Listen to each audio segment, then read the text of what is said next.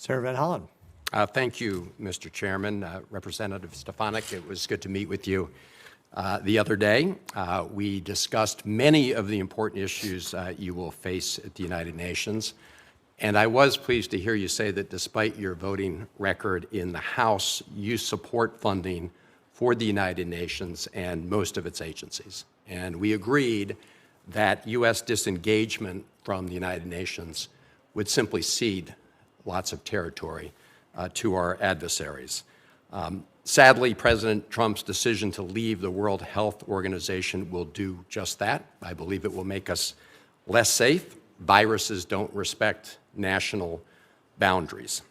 Also, much false information has been spread about UNRWA this morning. I simply urge all my colleagues to go read the U.S. intelligence assessment of UNRWA, an organization that Cindy McCain, the head of the World Food Program, has described as, quote, indispensable.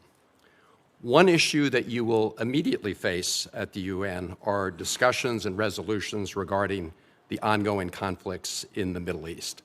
And I associate myself with Senator Rosen's comments about the importance of enforcing UN Security Resolution 1701, along with other UN Security Council resolutions. Like you, I've met with the hostage families, many of them, and I commend President Trump and Special Middle East Envoy Steve Witkoff for the role they played in finally securing the agreement to release the hostages and enter into a ceasefire. It's essential that they achieve its full implementation.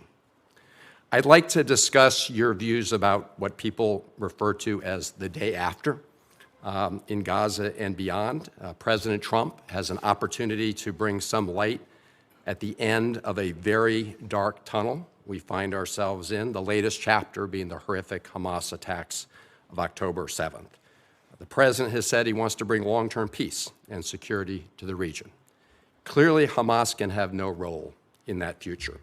But long-term peace must include security, self-determination, and dignity for Israelis and Palestinians alike. When we talked in my office, you agreed that we should stand up and protect universal human rights and self-determination for all people, including both Israelis and Palestinians. And I'd just like to hear you today say that that's your view.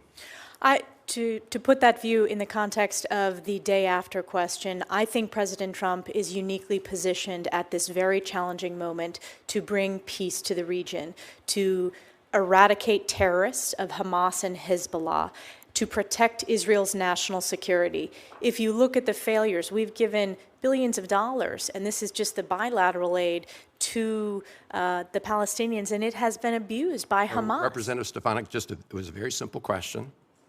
I'm just asking you if you agree with the statement that in order to achieve long-term peace and stability in the Middle East, that we have to secure the human rights and rights of self-determination for both Israelis and Palestinians. That's a yes or no? I support human rights for all, and I think it's a disgrace that Hamas and Hezbollah have stripped human rights of the Palestinian people, and we need to ensure that we are standing up for human rights, and Israel is standing up for human rights. It is a beacon of human rights in the region. We agree with that. I asked you in my office also about whether Palestinians have the right of self-determination.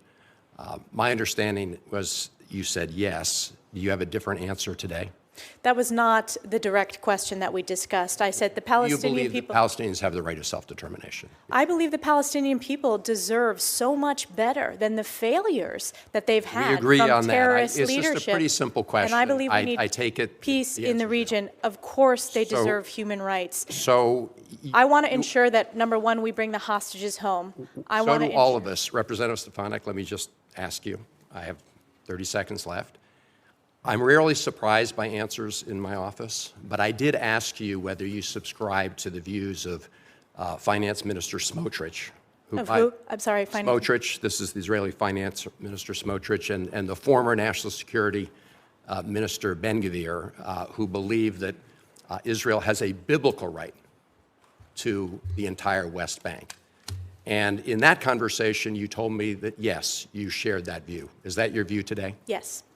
Okay, I think when it comes to this very difficult issue, if the president is going to succeed at bringing peace and stability to the Middle East, we're going to have to look at the UN Security Council resolutions, not just the ones on Lebanon, which we should enforce, but other UN Security Council resolutions. And it's going to be very difficult to achieve that if you continue to hold the view that you just expressed, which is a view that was not held by the founders of the State of Israel, who were secular Zionists, not religious Zionists. Thank you, Mr. Chairman.